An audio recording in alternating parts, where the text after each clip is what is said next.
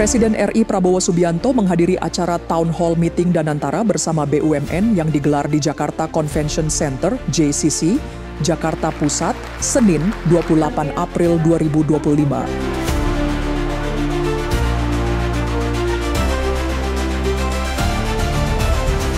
Pada acara tersebut, Presiden Prabowo menekankan bahwa Danantara merupakan aset dan kekayaan bangsa Indonesia yang fundamental, sehingga pengelolaannya harus dilakukan dengan standar tertinggi, transparan, dan sangat ketat.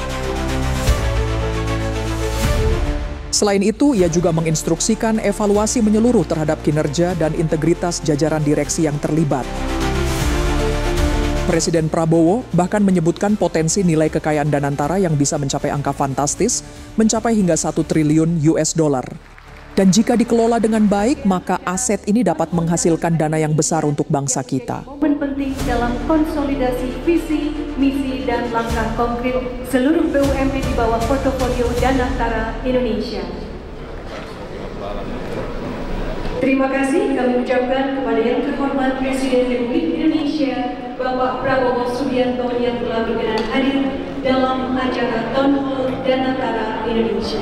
Sebagai bagian dari penekanan pada tata kelola yang baik, Presiden Prabowo juga meminta agar praktik-praktik lama yang mungkin kurang efisien atau tidak benar ditinggalkan.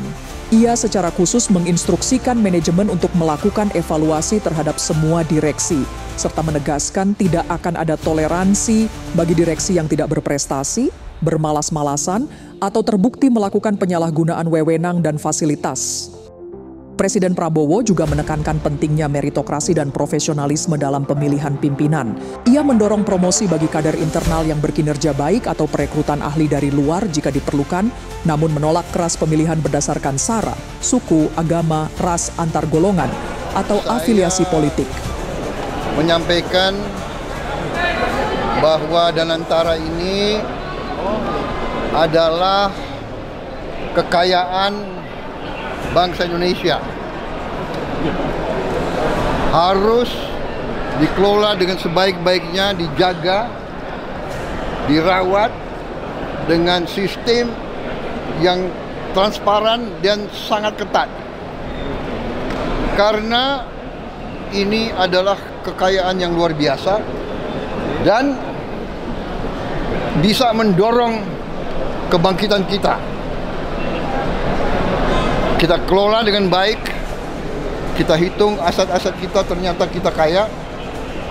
Mungkin sebentar lagi kekayaan Danantara akan tembus 1 triliun US dollar.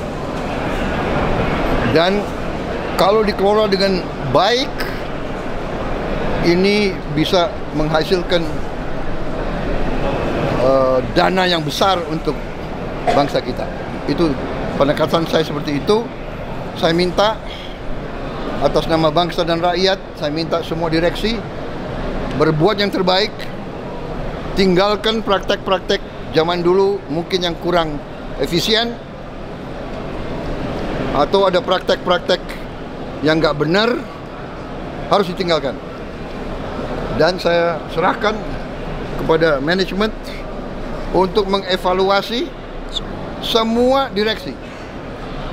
Dievaluasi kinerjanya dan wataknya, akhlaknya, dan prestasinya. Kalau dia tidak berprestasi, kalau dia malas-malasan, kalau dia lakukan praktek-praktek yang nggak benar, menyalahgunakan wewenang, menyalahgunakan fasilitas, saya minta diganti. Yang baik dari bawah, dari dalam, kalau bisa dipromosikan.